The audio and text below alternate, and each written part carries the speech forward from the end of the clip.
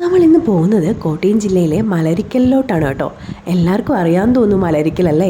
അതെ, ഒരു സീസൺ ടൈമിലെ ഒരു ഗ്രാമം മുഴുവനും പിങ്ക് പുതപ്പടിഞ്ഞു കിടക്കുക എന്ന് പറയുന്നത് ഒരു വിസ്മയമല്ലേ. നമ്മളിന്ന് ആ വിസ്മയം കാണാൻ വേണ്ടിയിട്ടാണ് കേട്ടോ പോകുന്നത്. അപ്പം കുറേ നാളത്തെ ആഗ്രഹമായിരുന്നു. കഴിഞ്ഞ വർഷവും വന്നു, പക്ഷേ കഴിഞ്ഞ പ്രാവശ്യം അത്ര അങ്ങോട്ട് രസമായിട്ടുണ്ടായിരുന്നില്ല കേട്ടോ. അപ്പോൾ ഞങ്ങൾ രാവിലെ ഒരു 3-3:30 തന്നെ തൃശ്ശൂരിൽ നിന്ന് യാത്ര തിരിച്ചു. അങ്ങനെ മലരിക്കൽ പാലമൊക്കെ കയറി ഒരു 8:30 ആയപ്പോഴത്തേക്കും ഞങ്ങൾ മലരിക്കലിലോട്ട് എത്തി കേട്ടോ. ഒത്തിരി എക്സ്പെക്റ്റേഷനോടെയാണ് ഞങ്ങൾ മലരിക്കൽ കാണാൻ വേണ്ടി വന്നത്. പക്ഷേ ഞങ്ങൾ ആളങ്ങോട്ട് സ്വീകരിച്ചത് അത്ര നന്നായിട്ടല്ല കേട്ടോ. നല്ല ചളിയും വണ്ടികളുടെ തിരക്കും ഒക്കെ ആയിരുന്നു. ഒരു സീസൺ ടൈമിൽ മാത്രം കാണാൻ പറ്റുന്ന അത്ഭുതം ആയതുകൊണ്ടായിരിക്കണം ഇത്രയും തിരക്ക്. അപ്പം ഞങ്ങൾ നേരെ പോയത് മലരിക്കലിലെ ഗുരുമന്ദിരത്തിനടുത്തുള്ള പാടത്താണ് കേട്ടോ. അവിടെയാണ് ഏറ്റവും കൂടുതൽ പൂക്കൾ പൂക്കാറുള്ളത്. ഏകദേശം 400 ഏക്കറിൽ കൂടുതൽ അവിടെ ആമ്പൽപ്പൂ വിരിഞ്ഞ് കിടപ്പുണ്ട് കേട്ടോ. അപ്പം ഞങ്ങൾ വിചാരിച്ചു ഇന്നത്തെ ഞങ്ങളുടെ യാത്ര ഈ ആമ്പൽപ്പൂവിൻ്റെ ഇടയിൽ കൂടെ തന്നെ ആയിക്കോട്ടെ എന്ന്. അങ്ങനെ ഞങ്ങൾ വള്ളക്കാരിൽ രമേശ് എന്ന് പറയുന്ന ഒരു ഏട്ടനെ പരിചയപ്പെടുത്തും കേട്ടോ.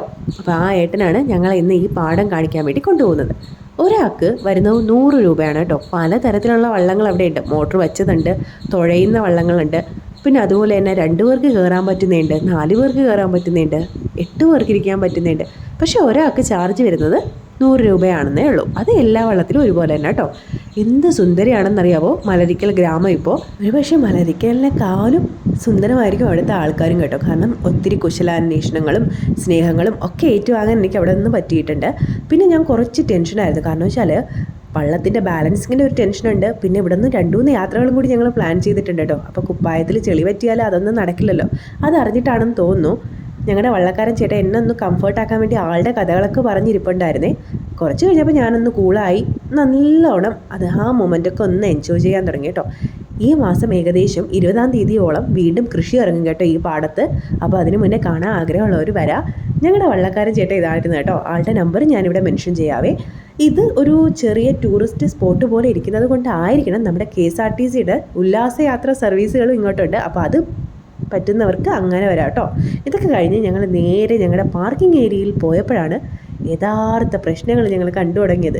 ഇവിടെ വണ്ടി ആകെപ്പാടി ചളിയിൽ പൂന്തി കിടക്കുവാണ് കേട്ടോ.